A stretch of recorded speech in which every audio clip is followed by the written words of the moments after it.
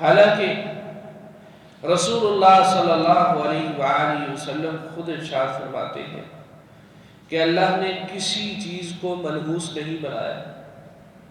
نحوست اگر ہوتی، یہ بھی نہیں کہا کہ سیدھا نحوست ہے، بلکہ رسول اللہ صلی اللہ علیہ وسلم فرماتے ہیں کہ اگر نحوست ہوتی تو 3 چیزوں میں ہونی تھی۔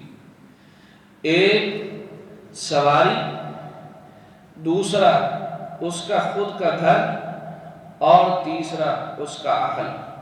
یہ 3 چیزیں ہیں کہ جس کے اندر اگر نحوست ہوتی تو ان 3 چیزوں میں ہونی تھی، وگرنہ ان میں بھی نحوست نہیں ہے۔ سواری کے اندر نحوست کیا ہے کہ انسان سفر کرے، سفر کے اندر اس کو سواری تر کرے۔ اس وقت عام اونٹ ہوا کرتا تھا سواری کے طور پر، گھوڑا ہوا کرتا تھا، گدھا ہوا کرتا تھا۔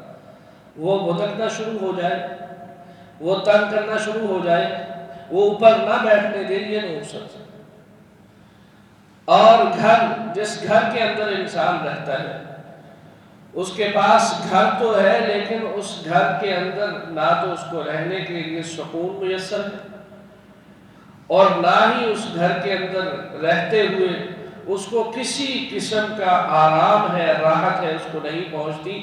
یہ اس گھر کے اندر نحوست۔ اور اس کا اہل، اس کے اہل سے مراد اس کی بیوی ہے کہ اس کی بیوی اس کی نافرمان ہے، یہ نحوست ہے۔